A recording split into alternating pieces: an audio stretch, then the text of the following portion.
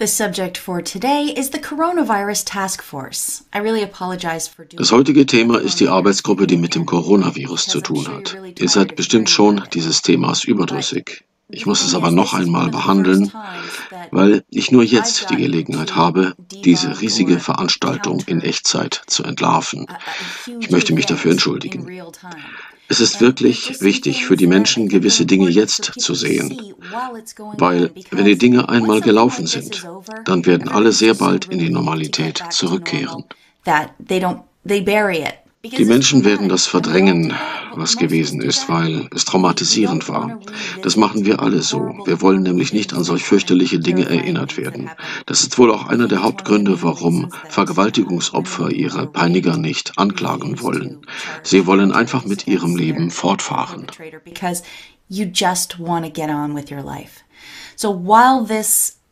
Warum gibt es also diese Coronavirus-Hysterie? Ich möchte diese Sache einfach widerlegen.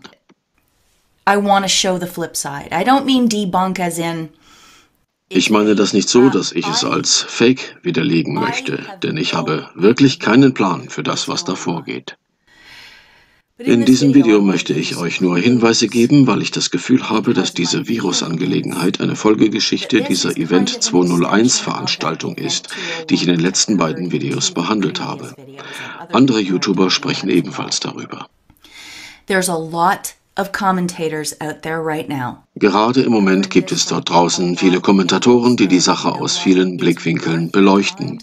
Und wisst ihr was? Ihr solltet euch verschiedene Standpunkte einmal anhören, weil sehr viele Informationen derzeit herauskommen, die besagen, dass es nicht einmal einen richtigen Virustest dafür gibt und dass der jetzt gültige Test eilig auf den Markt geworfen wurde. Die positiven und negativen Ergebnisse dieses Tests sind eindeutig in Frage zu stellen. Die Art und Weise der Testentwicklung und seiner Funktionalität ist so fehlerhaft, weil er auf Daten basiert, die unkorrekt zusammengestellt wurden. So there's all of that happening, which I'm not going into today. If you want Alles das läuft gerade, aber ich will heute nicht darauf eingehen. Wenn ihr jemanden hören wollt, der ein Experte auf diesem Gebiet ist, so kann ich euch zwei Dinge empfehlen. Das eine ist ein übersetztes Video von einem Virologen, ich glaube er kommt aus Dänemark oder aus Norwegen. Den Link dazu mache ich in die Beschreibung. Ebenso John Rappaport, der Pandemien und andere gefakte Gesundheitsbedrohungen sehr lange Zeit studiert hat. Er ist führend auf dem Gebiet und stellt solche Sachen auf seinem Blog mit der Bezeichnung No More Fake News dar. Dazu hinterlasse ich ebenfalls einen Link in der Beschreibungsbox. In diesem Video zeige ich euch, wie ich festgestellt habe, dass etwas nicht stimmt und das nur durch Betrachtung der beteiligten Leute der Coronavirus-Einsatzgruppe, deren Chef Vizepräsident Mike Pence ist, den ich bisher sehr gemocht habe. Deshalb hatte ich auch keine negative Voreinstellung gegen Mike Pence. Ich mochte Mike Pence sehr und das ist vielleicht immer noch so.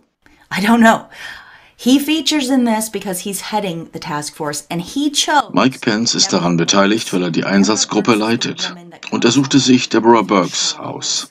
Deborah Birx ist die Frau mit den Halstüchern, die offenbar etwas zu glatt erscheint. Was ich selbst nicht so festgestellt habe, weil ich nicht hinschaue, wenn sie nicht redet oder sich im Hintergrund befindet.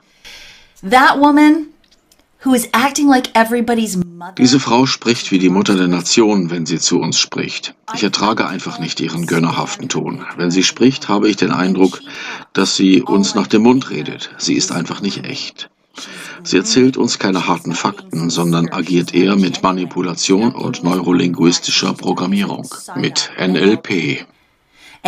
Neurolinguistische Programmierung ist so eine Art Hypnosetechnik, die Triggerworte und emotionales Aktivieren benutzt, das auf das Ego abzielt und Furcht sowie Schuldgefühle auslöst und das Bewusstsein manipuliert. Lasst uns mal etwas reinhören in das, was sie über junge Leute im Alter von etwa 20 Jahren gesagt hat, dass es da neue Erkenntnisse gebe. Wir denken, dass es teilweise daran liegen könnte, dass die Daten, die aus China und Korea stammen, ohne Berücksichtigung älterer Menschen oder solcher mit bereits bestehenden Erkrankungen, die besonders gefährdet sind, erhoben wurden. Es könnte also sein, dass in unserer größten Populationsgruppe, den Millennials, also den Leuten um die 20 Jahre, und das ist die Generation, die uns durch die nächsten Dekaden bringen wird, dass es in dieser Gruppe unverhältnismäßig viele Infektionen gibt. Selbst dann, wenn Infektionen selten auftreten, ist diese Gruppe jedoch häufiger davon betroffen. Wir sind sehr besorgt über die ersten Berichte aus Italien und Frankreich. Deshalb spreche ich die Generation an, die Teil dieser Gruppe ist und die uns Weiterentwicklung beschert, mit ihrer Fähigkeit, hinter die Dinge sehen zu können und in Videospielen beispielsweise Ebenen überspringen zu können. Ich selbst musste jede Ebene einzeln durchspielen und stellte überhaupt nicht fest, dass man von Level 1 nach Level 7 springen kann. Das haben wir von ihnen gelernt. Sie sehen hinter die Dinge, die wir nicht sehen. Wir brauchen sie und sie müssen gesund bleiben. Ich rufe daher nicht nur dazu auf, einzuhalten, was in den Richtlinien steht, sondern sicherzustellen, dass jeder von euch den anderen beschützt. Was war denn das? Sie streichelt ihr Ego mit den Worten, ihr seid die tollste und großartigste Generation, die so kreativ ist. Ihr denkt unkonventionell und ihr seid in der Lage, Technologie wie kein anderer zu benutzen. Ihr beherrscht Videospiele, die ich absolut selbst nicht beherrsche. Then she switches to Und dann wechselt sie abrupt zu der Aussage, dass diese Leute die Verantwortung dafür tragen, die ganze Welt darin zu unterrichten. Anschließend versucht sie mit vermeintlich neu hereingekommenen Daten zu ängstigen. Und diese Aussage fehlt jeglicher Sinn. Hört euch das nochmal an. Selbst dann, wenn Infektionen selten auftreten, ist diese Gruppe jedoch häufiger davon betroffen. Also was jetzt? Ist es nun selten oder tatsächlich allgemein verbreitet? It's things like that make me doubt. Solche Dinge verunsichern mich. In diesem Video behandeln wir alle diese Dinge hier. Ich kann aber nicht jeden einzelnen Aspekt beleuchten und die Frage klären, warum das alles ein Grund zur Besorgnis ist. Ich kann euch nur grundlegende Dinge anbieten und ich hoffe, dass das etwas bewirkt und euch eine Entscheidungshilfe für die Antwort auf die Frage ist, wem ihr vertrauen wollt. Dieser Artikel der Washington Post vom 16. März 2020 spricht über den Hintergrund von Deborah Birx. Die Einsatzkoordinatorin des Weißen Hauses gegen den Coronavirus, Dr. Birx, verdiente sich ihre Sporen an der HIV-AIDS-Epidemie, mit der sie ihre Karriere 1985 in der Immunologie begann. Ihr Aufstieg ging bis zur Chefin der Notfallplanung des Weißen Hauses in Sachen AIDS-Bekämpfung mit der Organisationsbezeichnung PEPFAR. Ich muss euch diese Geschichte vorlesen, bei der es um die Worte von John Kerry bei der Inamtssetzungszeremonie dieser Frau als Chefin dieser Agentur geht. Die HIV-AIDS-Epidemie kam auf Deborah 1983 zu, direkt nach der Geburt ihrer ältesten Tochter. Ihr Geburtshelfer ordnete eine Bluttransfusion an, die sie aber aufgrund ihres Wissens über eine mysteriöse Erkrankung, die im Zusammenhang mit den Blutreserven der Nation steht, verweigerte. She was a doctor at that point, wasn't she? And she Bereits zu diesem Zeitpunkt war sie Ärztin und sie wusste genug darüber, dass Blutkonserven verunreinigt sein könnten. Sie verweigerte tatsächlich eine notwendige lebenserhaltende Maßnahme oder aber eine dringend erforderliche Maßnahme, weil sie dermaßen Angst davor hatte, dass sie selbst AIDS-verseuchtes Blut erhält. Der ehemalige Außenminister John Kerry erzählte diese Geschichte im April 2014 bei ihrer Amtseinweihung als globale US-AIDS-Koordinatorin.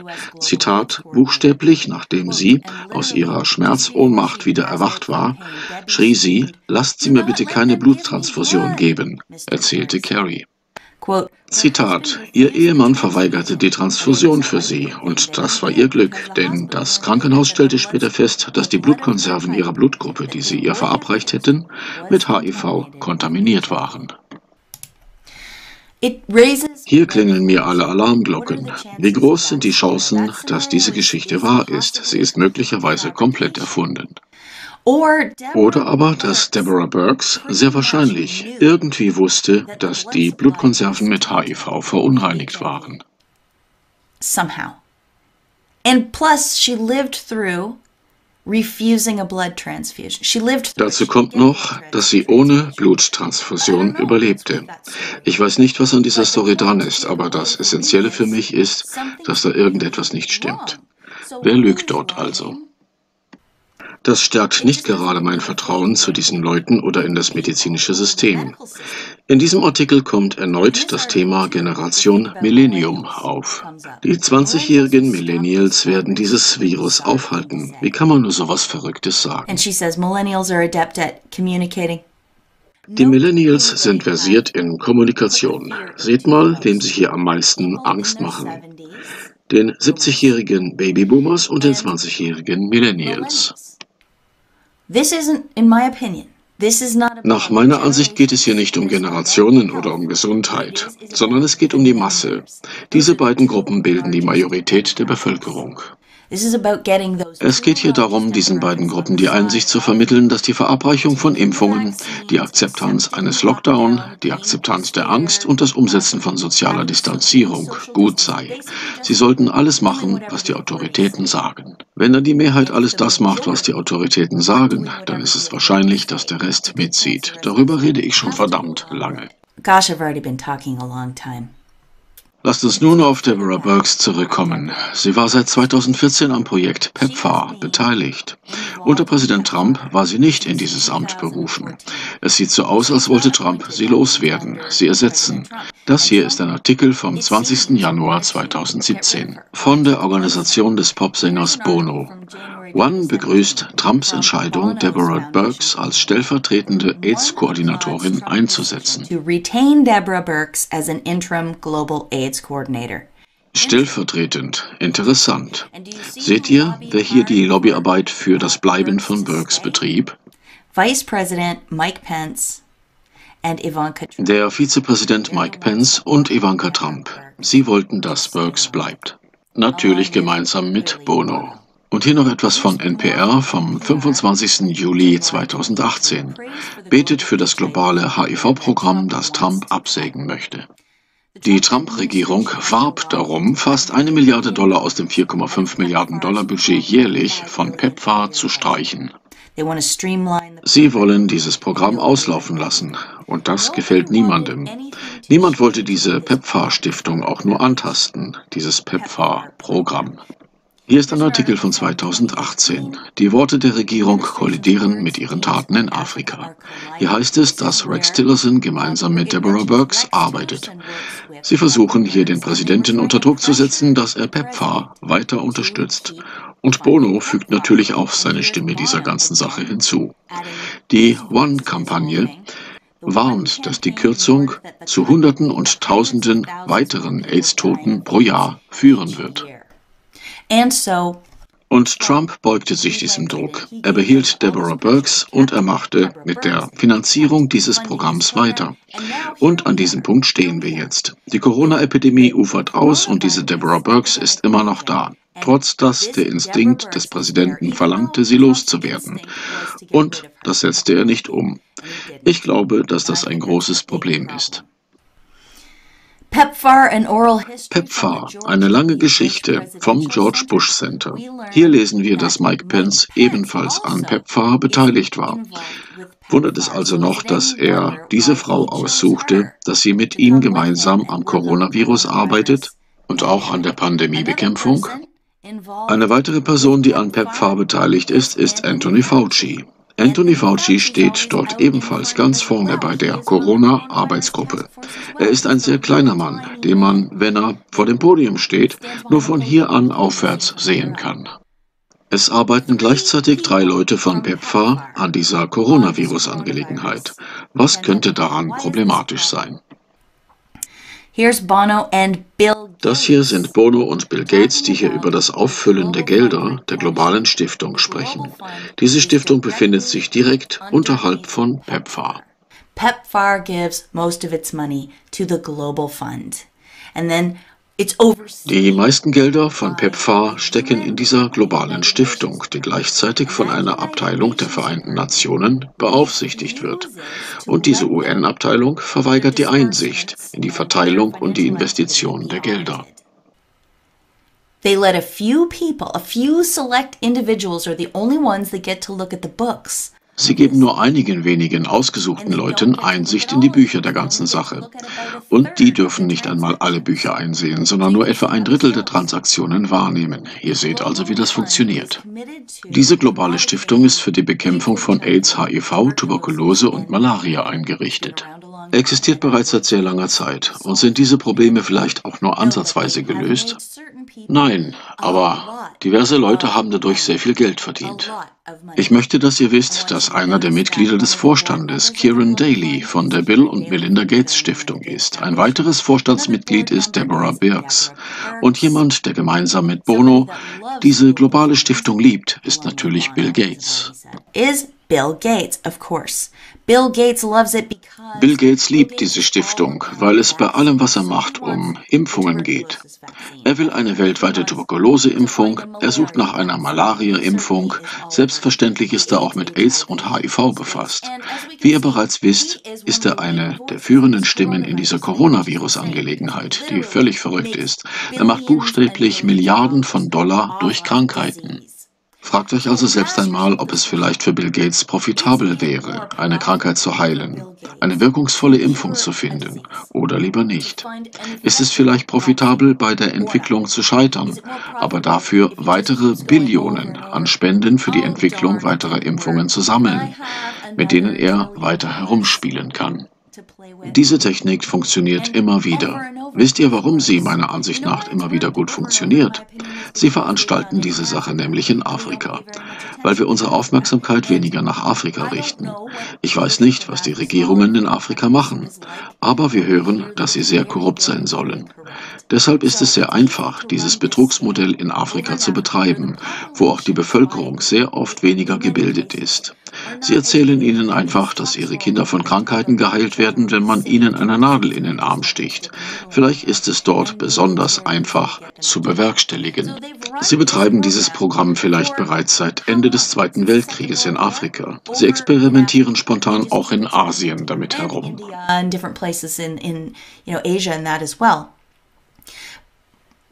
What amazes me is with this coronavirus thing. Was mich an dieser Coronavirus-Sache so fasziniert, das ist, dass sie annehmen, die Bevölkerung in Europa und Nordamerika genauso behandeln zu können, wie die Afrikaner behandelt worden sind. Ich denke, dass sie glauben, wir seien dafür ungebildet genug und dass unsere Staatslenker dafür korrupt genug sind. Dass sie ihr experimentelles und gefährliches Impfungsprogramm an uns ausführen können, so wie sie es in Afrika getan haben. Wie traurig ist denn das? Und das beobachten wir genau jetzt mit dieser Coronavirus-Angelegenheit. Und es wird noch ein wenig schlimmer. Tut mir leid, das ist kein sehr positives Video. Wir müssen gebildet und ausgebildet sein, sodass wir kompetente Entscheidungen treffen können. Seht euch das hier an. Das hier geschieht im Zusammenhang mit Impfungen und es wird bereits in Afrika umgesetzt. ID 2020, ID 2020 und Geschäftspartner starten ein Programm, die digitale Identität mit Impfungen zu implementieren. Ihre Absicht ist es, die Impfung zu verabreichen und gleichzeitig den Daumenabdruck zu registrieren. Damit können Sie ganz einfach verfolgen, ob jemand geimpft ist oder nicht, egal wo er sich auch befindet. Dieser Fingerabdruck dient sozusagen als Impfbuch und als Brandzeichen. Damit behandeln Sie uns wie Vieh, wie weniger hochstehende Wesen, wie Hunde beispielsweise. But worse than that is that die schlechte Nachricht daran ist, dass ihre Experimente bereits mit den Obdachlosen in Austin, Texas, begonnen haben. Sie behandeln diese Gruppe von Menschen wie Versuchstiere, wie ihre Haustiere, ihr Eigentum. Und noch übler daran ist, dass die Nanotechnologie es möglich macht, dass die Identität, also die Daten, direkt mit der Impfung injiziert wird. Es ist also kein zweistufiger Prozess mehr, sondern nur noch ein einziger Arbeitsgang. Nur noch ein einziger Arbeitsgang. Danach haben Sie dich mit Ihrer biotechnischen Auslesetechnologie direkt auf Ihrem Schirm, weil du es in deinem Körper trägst. I'm not saying they're using it yet, I don't know. Ich sage nicht, dass sie die Technik gerade nutzen. Das weiß ich nicht. Ich habe den Verdacht, dass sie soweit sind. Und ich glaube, dass sowas Teil ihrer Experimente in Afrika war. Wie wollen sich denn die Menschen in ihren Dörfern vor diesen Leuten, die zu ihnen kommen, verteidigen? Woher wollen sie denn auch nur ahnen, dass so etwas passiert? Sie sind völlig ahnungslos. Okay, das ist völlig korrupt. Sehen wir uns einmal die Geschäftspartner von ID 2020 an. Hier sind sie: Accenture, Microsoft, Gavi, IDEO.org und die Rockefeller Stiftung. Diese 4 hier sind bereits Geschäftspartner von Bill Gates. Wir haben hier ein paar Milliardärsoligarchen, von denen ich glaube, dass sie Soziopathen sind. Dr. Frankensteins. Sie sind auch diejenigen, die an dieser Coronavirus-Reaktion, also an der jetzigen Virusangelegenheit, beteiligt sind. What's next? Here is the Congressional Committee. Hier geht es um die Mitschrift einer Sitzung des Kongresskomitees von 2011. Es geht um Betrug und um Missbrauch von globalen Stiftungen und Investments. Das ist also die globale Stiftung direkt aus der Nähe von PEPFAR, die von der UN beaufsichtigt wird und die niemand überprüfen darf. That's what that's about. Der Kongress weiß davon und hat es sich bereits angesehen. Bis zum Dezember 2010 betrugen die US-Investitionen in diese Programme mehr als 32 Milliarden $. Nach Aussagen verschiedener kritischer Berichte haben einige Spender dieser Stiftung ihre Beitragszahlungen so lange eingestellt, bis sämtliches Missmanagement und Missbräuche der Stiftung aufgeklärt sind. Das Entwicklungsprogramm der Vereinten Nationen ist einer der größten Verwalter und Überwacher globaler Aktienprogramme. In den vergangenen Jahren haben die USA 100 Milliarden $ jährlich über das Außenministerium dazu beigetragen. Zusätzlich haben sie 150 bis 250 Millionen $ jährlich für Projekte dieser Aktienfonds ausgegeben. Zusammengefasst sind das etwa 32 Milliarden $ allein für PEPFAR und den globalen Aktienfonds. Dazu kommen aber noch hunderte Millionen $ für ein Programm, das die Investitionen überwachen sollte. Die internen Regelungen des UN-Entwicklungsprogramms sehen nicht vor, dass Außenstehende wie die Weltbank oder der globale Aktienfonds die Buchführung einsehen, selbst dann nicht, wenn es sich um zweckgebundene Gelder dieser Einrichtungen handelt. Das UN-Entwicklungsprogramm fordert für sich selbst eigene Immunität, was den Zugang zu diesen Informationen einschränkt. Nur eine kleine Gruppe von Leuten hat Einsicht in die Dokumente. Der Generalinspekteur der UN analysierte die Ausgabe von 3,5 Millionen $ aus einem Gesamtbudget von 9,9 Millionen $ und stellte dabei fest, dass etwa 2,7 Millionen $ fehlinvestiert waren. Insgesamt waren also 2,7 von 3,5 Millionen $ fehlinvestiert. Der Generalinspekteur war aber nicht in der Lage, die Verwendung des restlichen Budgets zu untersuchen, weil das UN-Entwicklungsprogramm den Zugang zu den Dokumenten sowie die Befragung des Personals oder der Zeugen verweigerte. Dazu einen Hinweis aus den Clinton-E-Mails aus WikiLeaks. Adressat Cheryl Mills betreffs der umgehenden Story. Wir gehen davon aus, dass dir die Story bekannt ist, die im Umlauf ist. Wir haben das mit Leuten besprochen, die wussten, dass es so kommen könnte und gerade heute festgestellt, dass es tatsächlich auch so gekommen ist. Yeah, that's when they decided to do another round of Das war der Zeitpunkt, an dem eine weitere Untersuchung dieses Projektes in Bezug auf AIDS-Gelder beschlossen wurde, weil der Verbleib der Gelder unklar war. Das war im Jahr 2012. Das Problem wurde 2012 nicht mehr gelöst. Now we get to 2014. And this is the year that Kommen wir jetzt zum Jahr 2014, dem Jahr, in dem Deborah Birx die Chefin dieser Organisation wurde.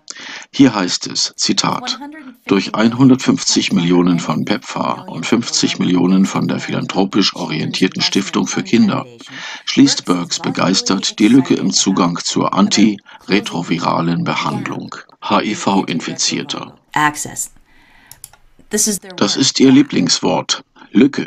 Wir haben eine Lücke gefunden. Wir müssen diese Lücke schließen und wir sind die Einzigen, die wissen, wie man das macht. Sie finden ständig Lücken und ihr werdet feststellen, dass sie dieses Wort benutzt. In diesem Artikel geht es um eine ihrer neuen Geschäftspartnerschaften. Sie bekam $50 Millionen aus der CIFF-Stiftung, einer Stiftung für Kinder. Der Leiter dieser Stiftung hört sich als Philanthrop ganz toll an, so als ob er sich Gedanken um die Kinder macht. Ein toller Kerl. Das scheint aber nicht ganz der Fall zu sein. Hedgefondsmanager bezahlt sich selbst $200 Millionen, trotz fallender Rendite. Der Milliardär und Hedgefondsmanager Chris Hohn zahlte sich selbst letztes Jahr $200 Millionen aus, wesentlich mehr als seine Aktien für Kinder einbrachten. Und hier steht seine Legende. Alle diese Philanthropen dichten Legenden aus ihrem Leben. Hohn ist der Sohn eines Automechanikers aus Jamaika, der in den 1960er Jahren nach England emigrierte. Bla bla bla. Habe ich nicht gesagt, das ist immer der Fall? Sie kommen immer mit solch einer Geschichte, die euch denken lässt, dass sie schwer arbeiten. Von Bloomberg gibt es einen weiteren Artikel über ihn. Der welterfolgreichste Hedgefondsmanager ist jetzt ein Klimaaktivist.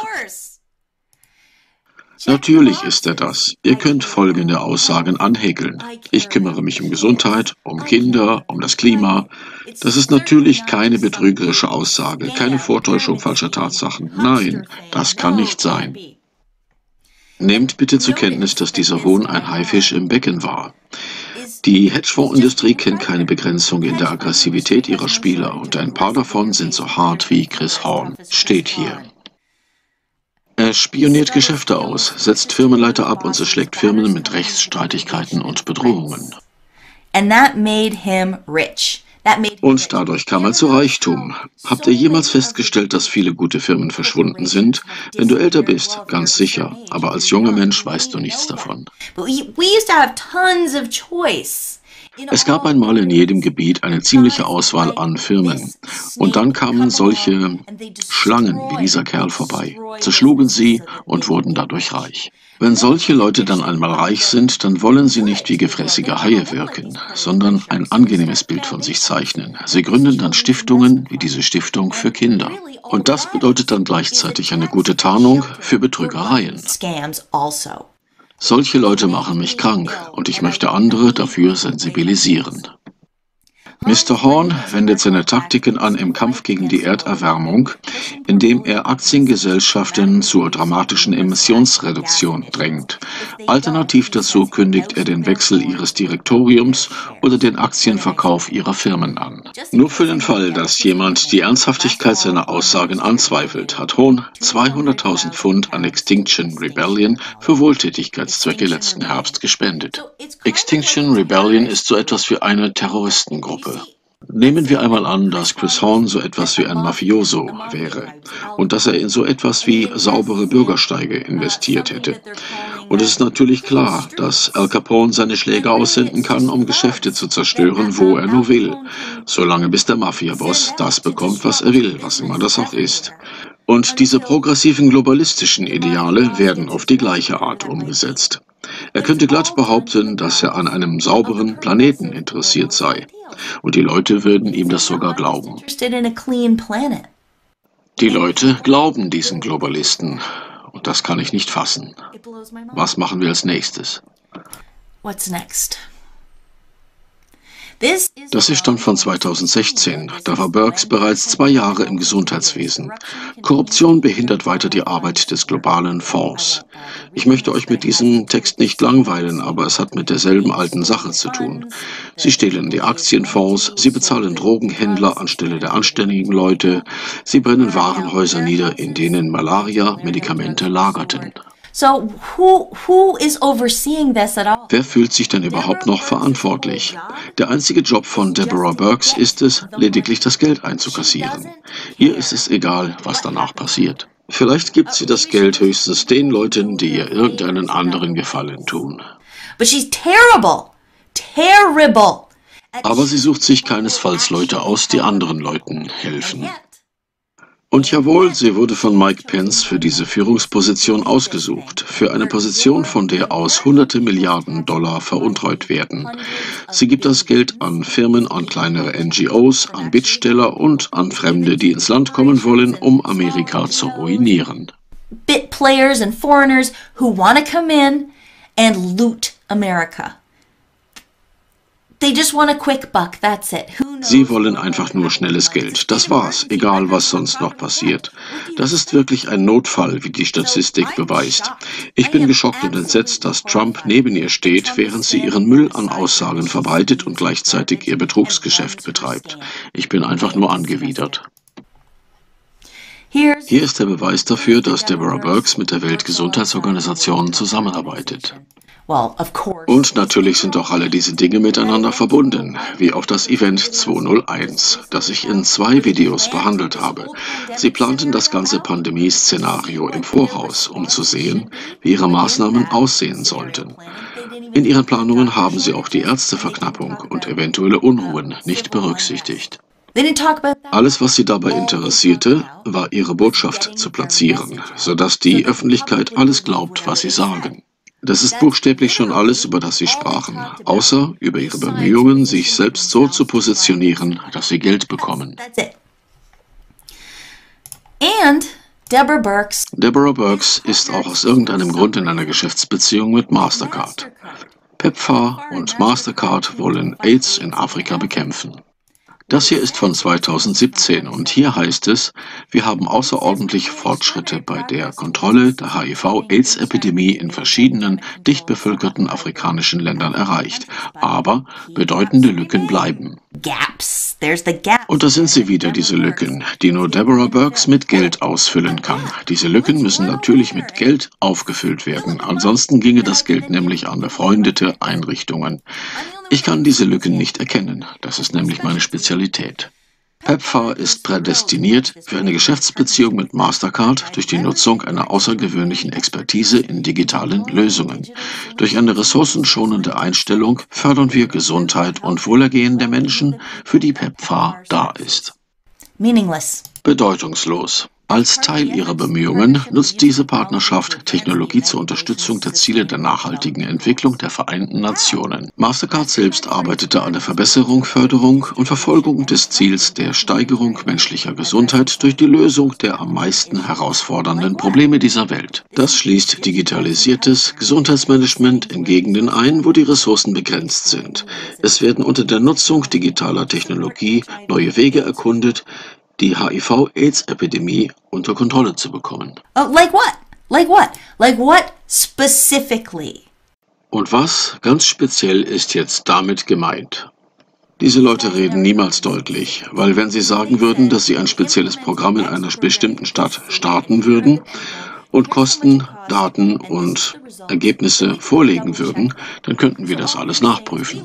Alles, was sie faseln, ist zum Beispiel, wir steigern den guten Willen durch unsere Technologie und unsere Erfahrung, zu dem Zweck, Lücken in der weltweiten Gesundheitsversorgung zu füllen. Sie übernehmen Verantwortung, indem sie reden, dass die Menschen ein gesünderes und produktiveres Leben führen sollen, und dazu zeigen sie ein Bild einer lächelnden, farbigen Person, die auf dem Feld steht. Und wir sollen das alles glauben, mit der Ausnahme, dass sie Geld horten, das sie dann an ihre korrupten Freunde weitergeben. Wo gerade die Rede von korrupten Freunden ist. Clinton sagt, dass er dabei half, PEPFAR vor Trump zu beschützen. Das Bild ist von 2018. Seht euch mal die ehemaligen Präsidenten an, die ihr Interesse an dem PEPFAR-Programm deutlich zeigen. Ich habe noch mehr Betrug entdeckt. Dieser Bericht hier ist vom Jahr 2019, also noch recht jung. Und hier ist Deborah Birx wieder am Werk. Hier sagt der Generalinspekteur, dass 2/3 des Aktienfonds sowie einige Projektgelder verschwunden sind. Korrupte Offizielle hätten sich daran bereichert. Und noch einmal, 2/3 der Aktiengelder, 2/3, wer weiß, wie viele Milliarden fehlen. Und die UN-Agentur warnt in ihrem Malaria-Bericht davor, dass 2017 etwa 219 Millionen Fälle von Malaria aufgetreten seien.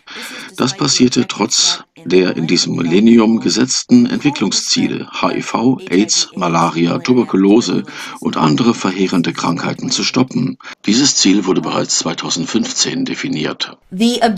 Offenbar bestand überhaupt keine Absicht, diese Probleme zu lösen. Diese Probleme mögen vielleicht auch nicht lösbar sein. Und ich denke, dass wir als Spezies damit leben müssen. Wie weit soll denn das noch getrieben werden, wenn Sie doch währenddessen über die Manipulation unseres genetischen Codes diskutieren? Sie wollen jetzt damit HIV, AIDS, Malaria und Tuberkulose heilen. Nach meiner Ansicht ist das eine atheistische Wissenschaftsgläubigkeit, in der die Wissenschaft zum Gott erhoben wird und eine technokratische Vision der Zukunft gezeichnet wird. Wir werden das nicht hinnehmen. Wir werden Schwäche und Krankheit auf Dauer nicht akzeptieren. Wir können das einfach nicht zulassen. And we just simply can't not accept it. To me, they're being toddlers. They're very full of fear. They figure. In meinen Augen sind sie Kleinkinder, die voller Angst denken, dass es nicht mehr im Leben gibt, als perfekt zu sein. Sie leben ihre Vision von Perfektion, glaube ich. Und sie versuchen, die Natur dieser Vision anzupassen. Das ist sehr unmenschlich und gleichzeitig gegen Christen gerichtet und gegen Spiritualität. Denkt ihr das nicht auch? Sie glauben wirklich, die Herren im Universum zu sein. Ich fasse das gleich zusammen, nur ein paar Dinge noch. Deborah Birx hat ebenfalls mit dem deutschen Marshallfonds zu tun, dem Marshallfonds der Vereinigten Staaten. Wisst ihr, ich weiß nicht viel darüber, aber geht es da nicht um Wiederaufbau und Entwicklung nach Kriegsende? Warum läuft denn das immer noch? Warum ist denn das immer noch ein Thema? Und Barack Obama ist ebenfalls in diesem Kram involviert, nicht zuletzt durch seine Bekanntschaft mit Bono. Bono und eine seiner Organisationen namens RED. Ich weiß nicht genau, warum ich diese Information hier einbringe. Ich fühle aber irgendwie, dass sie noch Teil dieser Geschichte sein wird. Ihr solltet das eben wissen.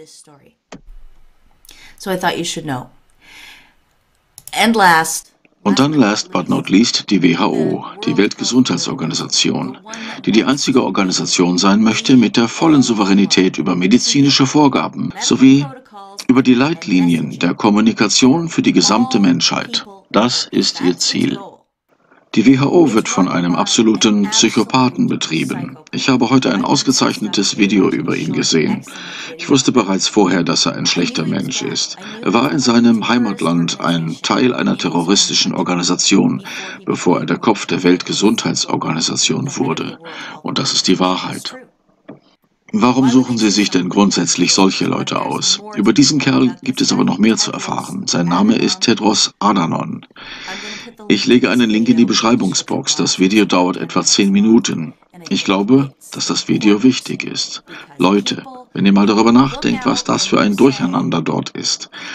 Wir hatten so viel Geld für Experten ausgegeben und kein Problem wurde dadurch gelöst. Im Gegenteil, es wurde alles nur schlimmer. Warum ist das so? Das, was ich sage, stimmt, und ich weiß, dass es wie eine Verschwörungstheorie klingt. Die Anführer dieser Organisation sind absolut kriminell. Sie sind nichts weiter als Kriminelle. Ich glaube, dass es auch viele gute Menschen gibt, die in dieser Organisation arbeiten. Sie wollen gute Dinge tun, aber sie wundern sich ständig, warum nichts funktioniert. Die Köpfe dieser Organisation, die aufgrund der Daten die wichtigen Entscheidungen treffen, das sind die, die ein Betrugsmodell betreiben. Sie saugen dort das große Geld nur für ihren eigenen großartigen Lebensstil ein. Sie fabrizieren dort eine Untergrundwirtschaft, eine Schattenwirtschaft und nur darum geht es dort. That's what this is about. All right, wrapping up. Okay, fassen wir mal zusammen. Wir haben uns die Hauptakteure der Coronavirus Task Force angesehen. Anthony Fauci, Deborah Birx und Mike Pence. Und wir haben herausgefunden, dass alle drei an PEPFAR beteiligt sind. Über PEPFAR haben wir gelernt, dass es ein Betrugsring ist. Das US-Außenministerium ist verantwortlich für das Budget von PEPFAR. PEPFAR steckt tonnenweise Geld in den Global Fund, für den das UN-Entwicklungsprogramm verantwortlich ist, das selbst aber autonom ist und eine ordentliche Einsicht in seine Geschäftsführung verbietet. Jedes Mal, wenn teilweise eine Buchführung durchgeführt wird, finden Sie umfangreiche Betrugshinweise in Bezug auf den Global Fund. Und das wiederum hat Verbindungen zur Weltgesundheitsorganisation, zu den Vereinten Nationen und ihrem Projekt der Entwicklung nachhaltiger Entwicklungsziele. Und gerade zu dieser Zeit wird die Weltgesundheitsorganisation durch einen Ex-Marxisten geleitet, einem Terroristen aus Äthiopien. A total maniac, actually. All of this stuff is Alles dies wird durch Leute wie Bono beworben und mit einem Anstrich von Rechtmäßigkeit versehen. Bono selbst ist durch die Gründung zweier Organisationen darin aktiv geworden.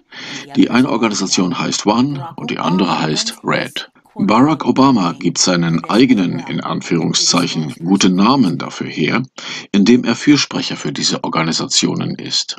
Seht ihr nun, wie sie alle wegen der Milliarden von Dollar dort aktiv sind? Sie werden dort nicht dafür bezahlt, irgendwelche von den Problemen zu lösen.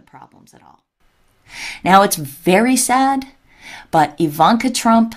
Es ist sehr traurig, dass gerade Ivanka Trump ihren Vater bat, Deborah Birx im Amt zu belassen.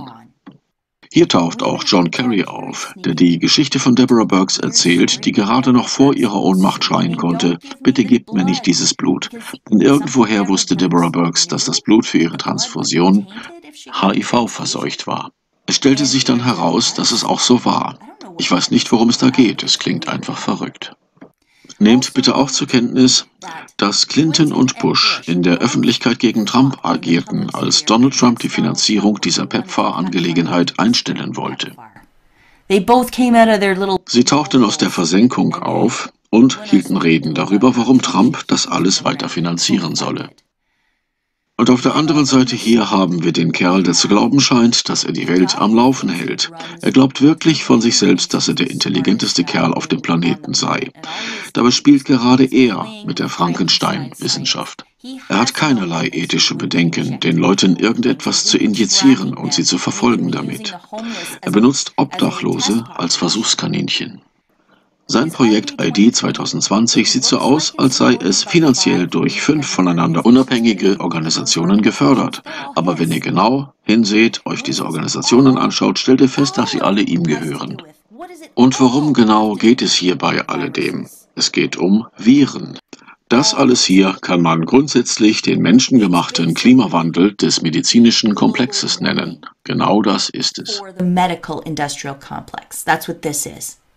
Trump sagte, dass wir einen nicht sichtbaren Feind bekämpfen. Wie kann man denn einen solchen nicht sichtbaren Feind besiegen, der aus vertrauensunwürdigen, in Anführungszeichen, Experten besteht?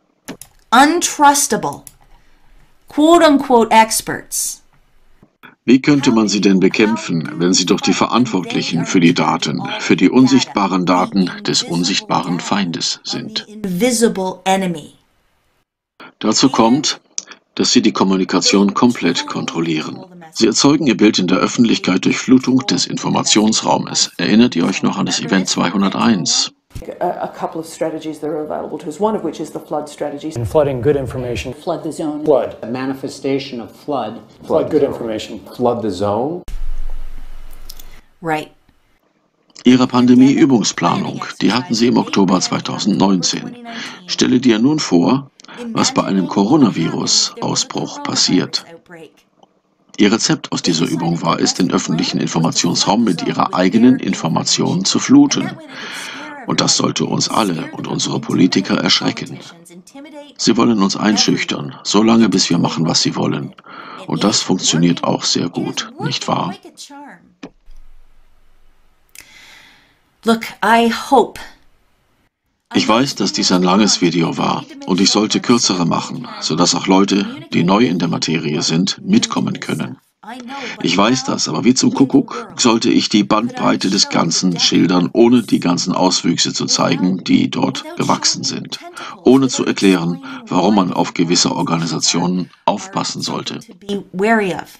Ich kann das nicht kompakter darstellen, weil die Fakten gestreut sind. Es sind kleinere Hinweise hier oder da, die allein nicht ausreichen würden, die Leute aufzuwecken, die aufwachen sollen. Mit uns wird herumgespielt und wir werden gegeneinander ausgespielt. Gerade im Moment findet das größte Spiel statt, das ich jemals gesehen habe. Sie terrorisieren damit die Menschen. Sie werden wahrhaft terrorisiert. Das ist wirklich eine traumatische Angelegenheit, die sie niemals mehr vergessen werden.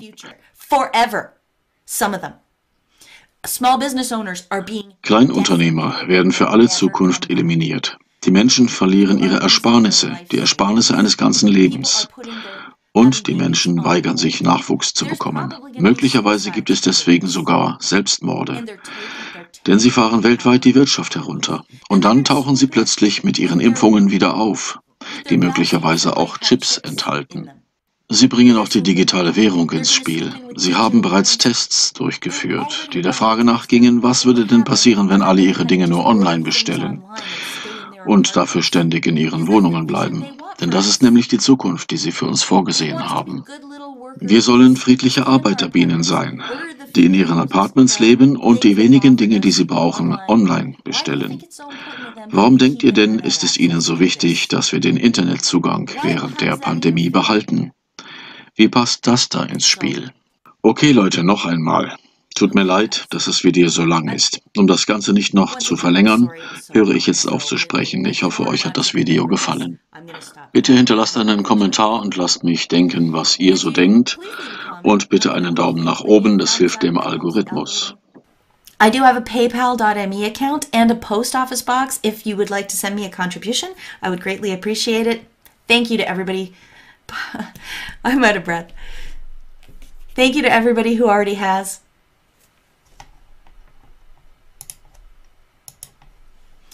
There's the screen grab if you want to use it. And I'm going to stop talking now. Thanks everybody for listening. I know it was a long one, so thanks for sticking with me.